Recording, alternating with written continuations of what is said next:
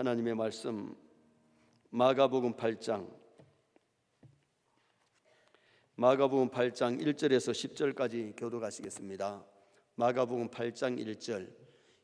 그 무렵에 또 큰 무리가 있어 먹을 것이 없는지라 예수께서 제자들을 불러 이르시되 내가 무리를 불쌍히 여기노라. 그들이 나와 함께 있은지 이미 사흘이 지났으나 먹을 것이 없도다. 만일 내가 그들을 굶겨 집으로 보내면 길에서 기진하리라. 그 중에는 멀리서 온 사람들도 있느니라. 제자들이 대답하되 이 광야 어디서 떡을 얻어 이 사람들로 배부르게 할 수 있으리이까? 예수께서 물으시되 너희에게 떡 몇 개가 있느냐? 이르되 7이로소이다 하거늘 예수께서 무리를 명하여 땅에 앉게 하시고 떡 7개를 가지사 축사하시고 떼어 제자들에게 주어 나누어 주게 하시니 제자들이 무리에게 나누어 주더라. 또 작은 생선 2마리가 있는지라 이에 축복하시고 명하사 이것도 나누어 주게 하시니 배불리 먹고 남은 조각 7강주리를 거두었으며 사람은 약 4,000명이었더라. 예수께서 그들을 흩어 보내시고 곧 제자들과 함께 배에 오르사 달마누다 지방으로 가시니라. 아멘. 한번 따라하시겠습니다. 큰 무리가 있어 먹을 것이 없는지라. 사람이 세상에 살아갈 때에 의식주가 있어야 됩니다. 의가 뭐냐? 의복, 옷이 있어야 되는 거죠. 벌거벗고 다니면 부끄러움을 당하고 겨울에 벌거벗고 다니면 춥지요. 벌거벗고 다니면 사람들이 비웃을 것이고 또 경찰들이 잡아가지고 단속을 할 겁니다. 우리 영혼에도 마찬가지입니다. 우리 영혼에도 옷이 있어야 되는데 로마서 13장 14절 한번 읽어보시겠습니다. 오직 주 예수 그리스도로 옷 입고 정욕을 위하여 육신의 일을 도모하지 말라. 아멘. 주 예수 그리스도로 옷 입으라는 것은 이건 육신의 옷이 아니에요. 영적으로 우리가 예수 그리스도의 옷을 입어야 되는데 정말 예수 믿고 나서 예수 그리스도의 옷을 입으면 예수님 많이 닮아가는, 예수님처럼 살려고 노력하는 그런 예수 그리스도의 영적인 옷이 있어야 됩니다. 마태복음 22장에 보면 임금이 베푼 잔치에 예복을 입지 않는 사람을 묶어가지고 바깥 어두운 데 내어 쫓으라. 거기서 슬피 울며 이를 갈미 있으리라. 잔치 오기는 왔지만은 예복을 입지 못했기 때문에 쫓겨났고 그 바깥 어두운 곳이 지옥이거든요. 여러분, 우리가 교회에 왔다고 해서 다 구원받으면 참 좋겠는데 교회를 와도 예수님 영접하지 아니하고 예수 그리스도의 옷을 입지 못하면 결국 그 사람은 천국 갈 수가 없다는 것을 말씀해 주고 있는 거지요. 우리는 교회에 나와서 예수 믿고 회개하고 새 사람이 돼서 예수 그리스도의 옷을 다 입으시기를 축원합니다. 정말 예수 그리스도의 옷을 입어야 돼요. 그리고는 음식을 이게 있어야 되는데 육신이 하루 3끼를 먹는데 며칠 굶어도 살지만은요 2달 안 먹으면 죽습니다. 사람이 며칠 안 먹으면 살이 빠지고 계속 안 먹으면 병이 들고 나중에는 결국은 죽을 수밖에 없잖아요. 영혼에도 양식이 필요한데 영혼의 양식이 뭐냐? 영혼의 양식은 하나님의 말씀인 줄 믿습니다. 하나님의 말씀을 먹어야 영이 살지, 말씀을 안 먹으면 영이 공고하고 영이 병들고 정말 신앙생활 잘할 수가 없어요. 그래서 우리가 교회에 와서 주일 낮에 주일 저녁에 수요일 날 말씀 먹을 수 있는 것이 은혜인 줄 믿습니다. 한 주일에 한 끼 먹는 사람하고 2끼 먹는 사람하고 3끼 먹는 사람하고 믿음이 똑같지 않아요. 건강한 믿음이 있고 병든 믿음이 있고 성장하는 믿음이 있고 성장하지 못하는 믿음이 있기 때문에 우리 하나님의 말씀을 잘 먹고 영혼이 건강해서 죄도 이기고 세상도 이기고 마귀도 이기고 승리의 인생을 살아갈 수 있기를 주님의 이름으로 축원합니다. 아모스 8장 11절 말씀 한번 읽으시겠습니다. 주 여호와의 말씀이니라. 보라 날이 이를지라 내가 기근을 땅에 보내리니 양식이 없어 주림이 아니며 물이 없어 가람이 아니요 여호와의 말씀을 듣지 못하는 기갈이라. 육신은 양식을 먹고 물을 마시는데 영적으로 기갈 상태, 하나님의 말씀을 먹지 못하는 기갈 상태가 온다는 것을 말씀을 했어요. 여러분, 말세 요사이 보세요. 요사이 말씀 홍수 시대라고 말할 수가 있잖아요. 요새 국동방송에 설교 많이 나오지요. CBS에 설교 나오지요. CTS 나오지요. 또 CBS TV에 나오지요. 굿 TV 나오지요. 시천을 나오지요. 설교가 막 시간이 틀면 막 계속 설교 나온다고 볼 수 있는데, 그런데 영적으로는 기갈 상태가 온다는 거예요. 왜 기갈 상태가 오느냐? 진리의 말씀을 들어도 마음이 옥토가 아니고 길가봐 돌짝봐 가시바기 때문에 은혜를 못 받는 경우도 있고, 또 오늘날 우리가 유튜브 같은 경우에 설교를 들어보면은 완전히 독소를 먹이는 설교가 얼마나 많은지, 11조 안 해도 괜찮다, 주일 성수 안 해도 괜찮다, 오히려 영혼을 병들게 만드는 그런 메시지들이 있기 때문에 영적으로 기갈 상태가 온다는 것을 성경이 말씀하고 있는 거예요. 선의 성도들이 말세에 진리를 분별할 수 있기를 축원합니다. 하나님의 말씀을 분별해서 잘 먹어야지. 사람이 음식을 잘못 먹으면요 병들 수가 있어요. 음식을 고루고루 이 좋은 것을, 자기 몸에 맞는 것을 먹어야 되는데 먹지 말아야 될 것을 먹으면 그게 독소가 될 수 있다는 거죠. 그리고 우리가 살아가는 데는 집이 필요한데, 주가 집이잖아요. 의식주, 집이 필요한데, 결혼해서 젊은 부부가 허리띠를 졸라매고 20-30년 고생해야 겨우 작은 집 한 채 살까 말까, 그런 세상에 우리가 살아가고 있습니다. 지난 주일날 또 말씀드렸지만은 육신이 살 집이 필요하다면 우리 영혼이 거하는 천국집이 기다리고 있는데, 우리가 천국 갈 때까지 이 세상 교회에서, 하나님의 집 교회에서 믿음 생활 잘 하다가 하나님 섬기고 예배하고 은혜 받고 성도들이 교제하고 천국 백성 훈련 받다가 하나님 부르시는 날 하늘집에서 다 만날 수 있기를 주님의 이름으로 축원합니다. 예수님은 제자를 데리고 한동안 갈릴리를 떠나가지고 이방 땅으로 가셨어요. 먼저는 두루 지방에 가셔서 이방 여자를 구하시고 귀신 들린 아들을 고쳐주셨죠. 그 후에 위쪽 시돈에 가셔가지고 가셨다가 갈릴리 호수 쪽 데가볼리로 가시는데, 이때 많은 이방들이 모여왔습니다.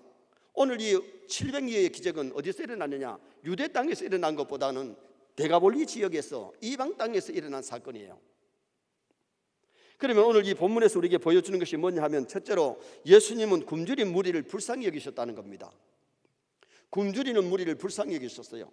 자, 2절 말씀 한번 읽어보시겠습니다.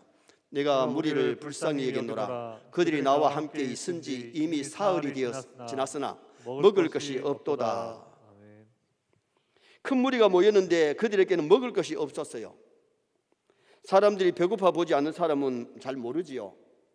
6.25 이후에 부모를 잃은 전쟁 고아들이 양육원에서 저녁을 먹였는데도 밤에 잠을 잘 안 자더래요. 왜냐하면 내일 아침 굶을까 봐 내일 아침 걱정을 하고 있는 거예요. 그것을 아신 원장님이 그 다음날 아침에 먹을 빵을 미리 주니까 일찍 자더라는 거예요. 그 당시에는 일반 사람들도 굶주리고 배부리 먹기가 힘들었고, 양육원에 있는 아이들도 굶주리다 보니까 먹을 것이 걱정되었던 거지요. 제가 아는 목사님은 학교에 갔다가 오니까 7 식구가 먹으려고 어머니가 죽을 써놨는데, 자기가 배가 고파가지고 먹다 보니까 7 식구가 먹어야 될 걸 다 먹어버렸대요. 요사이 그 때문에 상상이 안 되지요. 여러분 7 그릇 뭐렇게도 못 먹고, 아니 3 그릇 뭐렇게도 못 먹을 겁니다.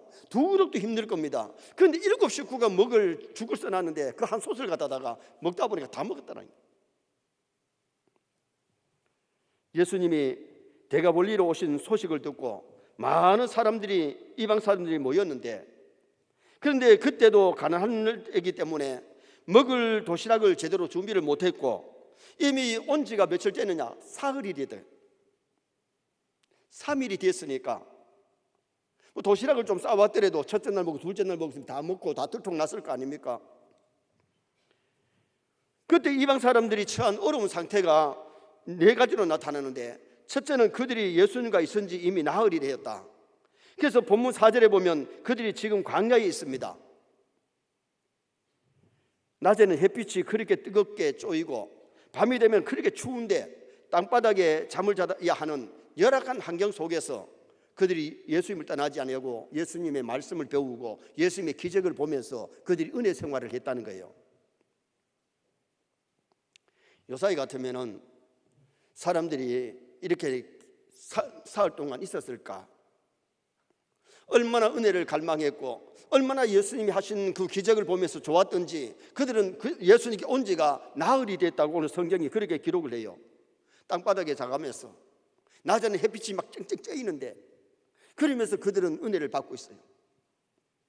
제가 중국에 갔을 때에 70여 명이 집회에 모였는데 손님들 오신다고 밥을 준비하면서 불을 얼마나 떼가지고 막 방이 막 뜨끈뜨끈하고 근데 선풍이 한두 대 있을까 말까 한데 아니 그러면은 여름이면은 밖에다가 좀 솥을 걸어가 밥을 하면 좋겠는데 거기다가 그냥 떼가지고 막 뜨거운데도 그들이 땀을 뻘뻘 흘리면서 찬송하고 땀을 뻘뻘 흘리면서 아멘하면서 은혜 받는 모습을 보고서 오히려 제가 은혜 받았어요. 지금 현재에 오늘 여기 모인 사람들은 열악한 상태에서 그들은 은혜를 사모하고 벌써 사흘 동안 있었던 것을 말씀합니다. 그리고는 먹을 것이 없었습니다. 근처에 민가가 있는 것도 아니고 먹을 것이 없으면 굶어야 되는데 그럼에도 불구하고 하나님의 말씀을 듣고 행하시는 놀라운 일을 지켜보면서 예수님 가까이 앉아 있었던 이들, 참 예수님 보실 때 얼마나 아름다운 사람들이겠어요. 그리고 만일 그들은 굶주린 채로 간다면 그들은 길에서 기진할 수밖에 없다고 오늘 성경이 말씀을 합니다. 그 중에는 멀리서 온 사람도 있고 가까이 온 사람들도 있는데 데가볼리는 10개 도시가 그 당시에 10개 도시가 있었어요. 그래서 지금 현재 갈릴리에서 가까운 도시도 있지만 먼 도시도 있잖아요. 그래서 만약에 사흘 동안 제대로 못 먹는 사람들이 돌아가다 보면 그 당시에는 차 타고 가면 빨리 가는데 걸어서 가면 한참 가야 되기 때문에 기진할 수 있었다고 오늘 성경에 기록을 합니다. 예수님은 유대인만 불쌍히 여긴 것이 아니라 이방 사람도 불쌍히 여기셨어요. 베스다 들녘에서는 유대인들을 향하여 오병이의 기적을 일으켰지만 지금 데가볼리에서는 이방 사람들을 위해서 700여의 기적을 일으키신 예수님을 보게 되죠. 그 지방에서 장례자들 치료하시고 병든 자 치료할 뿐만 아니라 700여의 기적을 주시는데 먹은 사람이 4천여 명이나 그 떡을 배불리 먹게 되는 사건이 일어났어요. 오늘 예수님은 이방 사람들이지만은 굶주린 그들을 무리를 불쌍히 여겼다. 은혜를 사모하고 와서 은혜를 받고 열악한 환경 속에서도 햇볕에 낮에는 햇볕에 쪼이고 밤에는 추위에 떨면서 잠을 자면서 말씀을 듣는 그들에게 기적을 주시고 배불리 먹이게 하신 우리 예수님, 다시 말하면 우리 영혼 잘 되면 범사도 잘 되게 하실 줄 믿습니다. 우리가 정말 우리가 영혼이 강건하면 영혼이 잘 되면 육신의 건강까지도 하나님이 채워주시는 은혜가 임해야 됩니다. 두 번째는 예수님의 무리를 배불리게 먹여주셨던 사건을 기록합니다. 6절 말씀 한번 보시겠습니다. 예수께서 무리를 명하여 땅에 앉게 하시고 떡 7개를 가지사 축사하시고 떼어 제자들에게 주어 나누어 주게 하시니 제자들이 무리에게 나누어 주더라. 5절에 보면 너희에게 떡 몇 개가 있느냐 물었을 때에 7개가 있다 그랬어요. 7절에 보면 작은 생선 2마리도 있었다고 했습니다. 예수님께서 축사하시고 나누어 주게 했는데 배불리 먹고 남은 조각이 7강줄이. 여기 본문에서 예수님이 행하신 일을 볼 수 있는 것은 예수님 무리를 명하여 땅에 앉게 하셨는데 6절 3반절에 땅에 앉게 하시고 베스다 들녘에서는 50명씩 이렇게 앉게 했습니다. 근데 여기서는 그냥 땅에 앉게 했는데 베스다 들녘에서는 지금 현재의 그 당시에 푸른 잔디, 초여름이기 때문에 푸른 잔디이기 때문에 50명씩 100명씩 앉혔고 지금은 이제 여름이 지나고 가을이 돼서 풀이 말랐기 때문에 그냥 그 자리에서 앉게 만들고 떡을 나누어 주시는 그 모습을 볼 수 있어요. 그리고 떡 7개를 가지셨는데 6절에 보니까 떡 7개를 가지사 보잘것없는 것이지만은 주님께 드려졌을 때에 후이되어 누르고 흔들어 넘치게 하시는 모습을 보지요. 베스다 들녘에서도 한 아이의 도시락 보리떡 5개 물고기 2마리가 주님의 손에 들려졌을 때에 기적이 일어났고 여기서도 지금 현재의 보리떡 7개 생선 2마리가 기적을 일으키게 되는 놀라운 역사가 일어나게 된 겁니다. 우리가 중요한 것은 주님의 손에 올려드릴 때는 역사 일어나는 줄 믿습니다. 정말 우리가 믿음으로 하나님 앞에 드려지는 것은요 정성 마음 보시고 더 넘치게 채워주시는 하나님을 우리가 체험하면 하나님께 드리는 것이 즐겁고 하나님이 일하는 것이 즐겁게 일할 수 있는 성도가 되지요. 그리고 예수님이 축사하셨다 그랬는데 6절 중반절에 보니까 축사하시고, 자, 우리 예수님 축사하시는 그림 한번 봅시다. 예수님이 떡을 가지시고 축사하셨다 그랬는데 여기 축사는 떡 7개를 축복하는 말씀이 아니고 그 떡을 먹는 무리를 축복하겠다는 말이 아니에요. 여기 축사는 예수님이 하나님께 감사 기도를 드렸다는 그 뜻이에요. 여러분, 우리도 중요한 것은 먹을 것을 먹을 때에, 잡수실 때에 먼저 감사 기도 드리고 잡수시기 바랍니다. 정말 먹을 것 주신 것이 감사하고 마실 것 주신 것이 감사하니 하나님 앞에 감사하면서 먹고 마실 때에 하나님께서 더 큰 은혜를 우리에게 베풀어 주시는 거지요. 그리고 예수님이 떡을 떼셨는데 여기 6절에 떼어 그랬습니다. 식사 시간을 알리는 선포입니다. 기적을 베푸시는 선포 시간이지요. 보통 우리가 어릴 때에 아버지가 수저를 들어야 우리가 수저 두고 먹지, 어른이 수저 안 들었는데 먼저 먹으면 그건 예의 없어가지고 깃방위에 맞습니다. 요새 애들은 깃방위에 맞은 아이들 많습니다. 제 아버지 숟가락 안 들어도 그냥 먼저 먹는 애들 많잖아요. 그런데 우리가 어릴 때는 예의를 그렇게 배웠어요. 아버지가 수저를 들어야 우리가 밥을 먹지, 아버지가 숟가락 들지 않았는데 먼저 먹을 수 없지요. 예수님이 떡을 떼어서 주실 때에 이제는 식사 시간이다, 이제는 기적이 일어난다는 것을 선포하는 떡을 떼시는 모습을 볼 수 있습니다. 그 다음에는 예수님은 떡을 제자들에게 주셨고 제자들이 이제 나누어 주게 되는데 여기 주다라고 하는 동사에는 미완료형, 바로 이때에 기적이 일어난 거예요. 예수님이 떼어서 제자들에게 나누어 주도록 했을 때 제자들이 나누어 줄 때에 이 빵이 커지고 계속해서 떼어줄 수 있는 기적이 일어났다는 거예요. 우리 예수님은 전능하시기 때문에 제자들 없어도 예수님이 떡을 나누어 줄 수 있지만은 그러나 제자들을 쓰신 거지요. 여러분, 우리가 중요한 것은 이 교회 부흥도 영혼 구원은 하나님이 하시는데 우리가 쓰임 받으시기를 바랍니다. 그러면 전도한 그 사람이, 그 사람들을 섬긴 그 사람이 하늘에 상급이 있는 것이고 하나님께서 우리 사람을 통해서 전도하게 하시는데 우리가 전도 안 하면 다른 방법으로라도 하나님 택한 백성을 부르시는 거예요. 그런데 우리가 하나님 앞에 더 귀하게 아름답게 쓰임 받다가 주님 앞 날아가면 얼마나 주님이 기뻐하시고 상급을 주시는 역사가 일어나죠. 주일학교 교사로 섬기고 구역장으로 섬기고 말씀을 가르치고 전도하고 그리고 교회를 위해서 봉사했을 때에 우리 주님은 그것을 다 기억하시는 하나님이세요. 그리고 끊임없이 새로운 떡을 베풀어 주시는데 창조의 역사가 일어나게 된 거죠. 그 다음에 예수님 제자들이 받은 떡을 무리에게 나누어 주었습니다. 자, 나누어 주는 사진 한번 보시겠습니다. 예수님이 떡을 제자들에게 주니까 제자들이 또 사람들에게 나누어 주지요. 그래서 제자들이 나누게 했는데 생선도 그와 같이 나누어 주셨는데 무리가 생선과 떡을 함께 올려가지고 맛있게 배부르게 그들이 먹게 된 사건을 말씀했어요. 그렇다면 오늘 우리도 육신의 양식도 배불리 먹는 거 좋지만은 영의 양식을 배불리 먹어야 될 줄 믿습니다. 하나님의 말씀을 정말 맛있게 먹고 그 말씀을 생활하고 그 말씀에 순종하면 우리에게 한없는 복이 되는 아름다운 시간이 될 수 있지요. 어느 목사님의 체험담입니다. 그 목사님은 학식이 풍부하기로 소문난 분인데 미국에서 석사 과정을 2학조에 마치고 박사 학위를 받은 목사님입니다.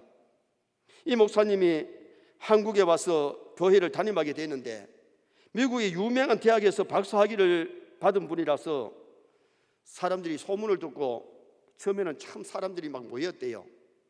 그리고 목사님이 학식이 풍부하니까 해박한 지식과 새로운 것들을 들려주니까 야, 진짜 공부를 많이 했네. 야, 저런 설교를 어떻게 들을 수 있나? 사람들이 막 그렇게 놀랬다는 거예요. 그런데 1년이 지나니까 3분의 2가 설교 시간에 졸더라는 겁니다. 2년이 지나니까 목사님 부임하기 전보다가도 교인들이 더 떨어지고 교인들이 안 모이고 교회에서 거듭나는 사람이 없더라는 겁니다. 그때 이 목사님이 충격을 받은 겁니다. 왜 지금 우리 교회가 침체되고 이렇게 내리막을 맞을까? 그러다 그분이 성경을 읽다가 깨달은 것이 뭐냐 하면, 아하, 내가 해박한 지식으로 설교를 했는데 하나님의 말씀이 빙약했구나. 하나님의 말씀에 생명이 있고 하나님의 말씀에 능력이 있는 줄 믿습니다. 그런데 자기의 지식, 자기의 어떤 경험담, 이것을 얘기하다 보니까 성도들은 영적으로 메마르고 영적으로 어두워지고 말았다는 거지요. 그래서 학문과 지식의 전달과 윤리적인 교훈은 잘 전달했지만은 하나님의 말씀에 대해서 빙약했다는 거예요. 사도행전 17장에 보면 바울이 유럽으로 가서 데살로니가에 가서 복음을 전하고 아덴에 가서 복음을 전합니다. 데살로니가에 가서 말씀을 전할 때에 데살로니가 사람들은 말씀을 듣고 나서 말씀이 그러한가 하여 날마다 말씀을 상고하면서 그들은 마음의 바탕이 좋아가지고 말씀을 잘 받고 말씀을 연구하고 그 말씀을 지키려고 노력해서 데살로니가 교회는 모범적인 교회로 성장합니다. 그런데 아덴에서는 설교를 해도 사람들이 철학의 도시라 가지고 머리가 지식은 있는데 말씀을 제대로 받아들이지 않습니다. 그러니까 바울이 못했느냐? 철학적인 설교를 합니다. 그러면 그들이 잘 받아들일 줄 아는데 철학적인 설교를 했는데 아덴 교회는 부응이 안 됩니다. 결국은 바울이 느낀 것이 뭐냐? 아하, 철학의 도시에 와서 철학적인 설교를 해서 영이 거듭나고 믿음이 성장하는 것이 아니구나. 그것을 깨달았어요. 여러분, 오늘 우리가 중요한 것은 한두 번 가지고는 괜찮지만은 제가 한 번씩 이렇게 우리 헌신예배에서 설교하시는 설교를 들으면서도 만약에 저분이 1년, 2년, 3년, 4년을 간다면 교회가 어떻게 될까? 어떤 분은 와서 정말 말씀을 은혜 끼치고 잘하는 분도 있는데 어떤 분은 내가 봐서도 저렇게 해서 안 된다는 것을 느낄 때가 있어요. 여러분, 우리가 중요한 것은 하나님의 말씀을 전할 때에 말씀에 입각한 전도를 하시기 바랍니다. 말씀을 구역에서 가르치고 말씀을 주일학생들 중고등부에게 가르쳐야지. 자신의 교사의 경험도 예를 들 때는 좋지만은 말씀이 빠진 예와 말씀이 빠진 체험을 얘기하다 보면 영이 거듭나거나 영이 성장하지를 제대로 안 한다니. 하나님의 말씀이 들어갈 때에 거듭나는 역사가 일어나고 성령의 역사가 일어나게 되고 생명의 역사가 일어나기 때문에 그것이 중요하다는 거예요. 그래서 우리가 성도들이 교회에 와서 하나님의 말씀을 들을 때에 새 힘을 얻으시기 바랍니다.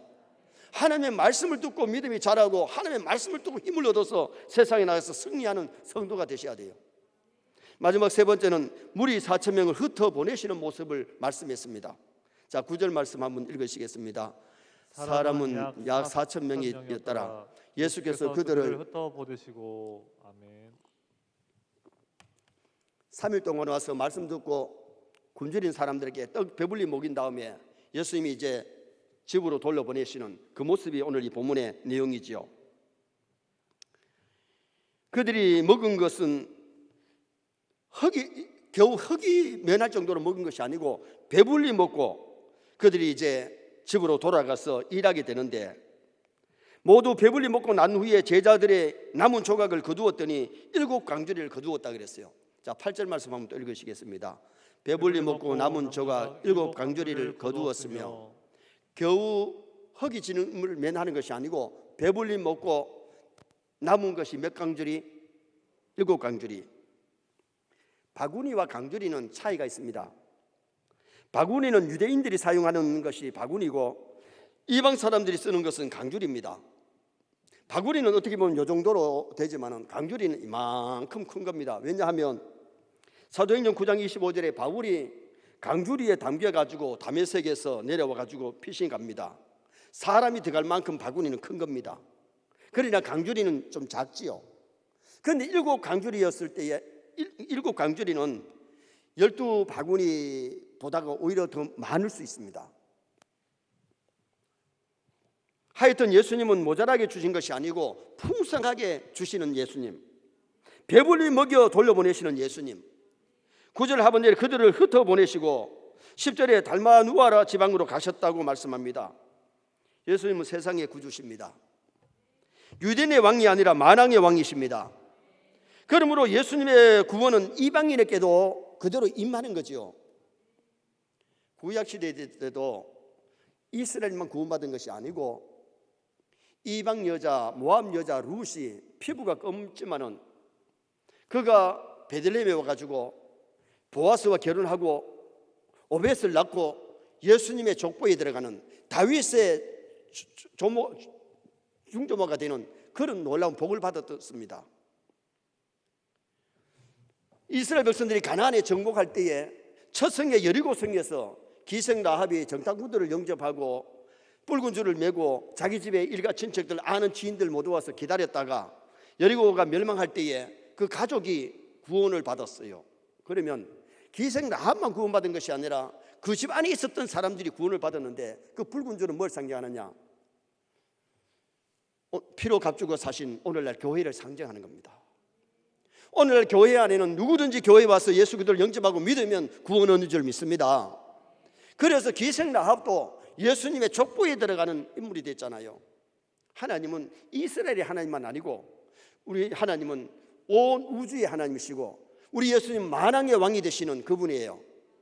그래서 예수님은 지금 현재에 유대 땅에서만 복음 전한 것이 아니라 이방 땅에 두로 지방에 시돈 지방에 지금은 데가볼리 지역에 가셔서 예수님이 병자도 고치고 귀신도 쫓아내고 말씀을 선포하시고 칠병이의 기적을 베풀어 주시면서 배불리 먹게 하시는 그 모습을 우리가 볼 수 있는 거죠.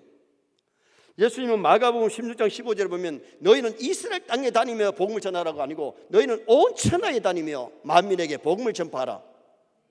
그래서 누구든지 만민이 온 천하가 복음을 듣고 예수를 영접하면 구원을 받는데 지금은 세계적으로 복음이 안 들어간 나라가 없을 만큼 복음이 들어갔습니다. 아프리카 부족들에게도 들어가서 그 사람들에게 성경을 번역하고 있고 그 사람들에게 복음이 전해지는데 온 세상에 복음이 들어가면 주님 재림하십니다. 그리고 지금 언제 3차 대전 아마겟돈 전쟁이 일어날지 곧 불언에 그 일이 다가올 겁니다. 성경의 약속은 다 이루어지지 안 이루어지고 주님 오시지 않습니다. 그러면 저는 그렇게 봅니다. 땅끝까지라는 것이 이스라엘에서 복음이 증거되어서 온 세상에 다시 이스라엘에 들어가면 이스라엘 백성들이 회개하고 돌아올 때에 땅끝까지 복음이 증거됐다고 볼 수 있는데 지금 우리나라 선교사들이 이스라엘에 가서 복음 전하는 사람들이 참 많습니다. 정말 우리가 이 세계를 봐도 복음이 온 땅에 거의 다가 전파되어 가고 있고 주님 오실 날은 멀지 않아 다가오고 있고 마지막 아메겟돈 전쟁도 중동지방 이스라엘에서 일어나느냐 아니면 한국에서 일어나느냐 아니면 러시아에서 일어날지도 모르지요. 요 사이에 미사일이 있어가지고 미사일을 쏘아대기 시작하면 3차 대전 일어나면 수많은 사람이 죽음을 당하는데 요 계시록에 보면 3분의 1이 죽음을 당하고 3분의 1이 죽음을 당하는 그런 어마어마한 전쟁이 성경에 나옵니다. 그래서 우리가 말씀임을 알고 코로나로 수많은 사람이 쓰러지지만은 그러나 이것은 아무것도 아닙니다. 그래서 우리가 말씀에 정말 깨어있는 말씀에 믿음 정신 차리고 믿음 생활 잘하는 나와 여러분이 되셔야 되는데 정말 우리 세뇌 성도들이 가정생활도 잘하시고 교회 생활도 잘하시고 사회생활도 멋지게 잘하시기를 주님의 이름으로 축원합니다. 결론을 짓습니다. 먹을 것이 없는 광야에서 먹을 것을 주신 예수님, 우리 영혼에도 의복이 필요하고 영혼에도 먹을 것이 필요하고 영혼에도 살 집이 필요한데 오늘 여기 본문에 예수님은 굶주린 무리를 불쌍히 여기셔서 배불리 먹도록 700여의 기적을 베풀어 주셨습니다. 그리고 그들을 4,000명을 돌려보내는데 그들이 돌아가서 뭐 했겠어요? 예수님께 가서 3일 동안 은혜 받은 얘기했겠죠. 700여의 기적을 갖다 베풀어 줘서 배불리 먹고 온 얘기했겠죠. 그러면서 예수님 자랑하고 복음 전하는 사람들이 될 수가 있었을 겁니다. 오늘 우리도 은혜 받고 말씀 먹고 나 하나만 영혼 잘 되는 것을 만족하는 것이 아니라 믿지 않는 가족들, 믿지 않는 지인들에게 복음 전하는 나와 여러분들 될 수 있기를 주님의 이름으로 축원합니다.